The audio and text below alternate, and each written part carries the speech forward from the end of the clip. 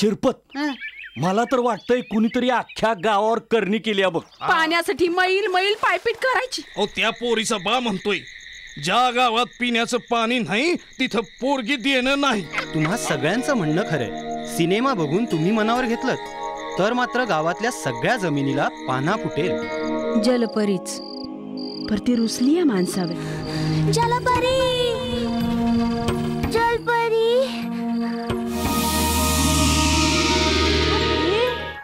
म्हणजे पावसाचं अर्ध्याहून अधिक पाणी आम्ही वाया घालवतो. आम्ही पाण्यासाठी करावं काय?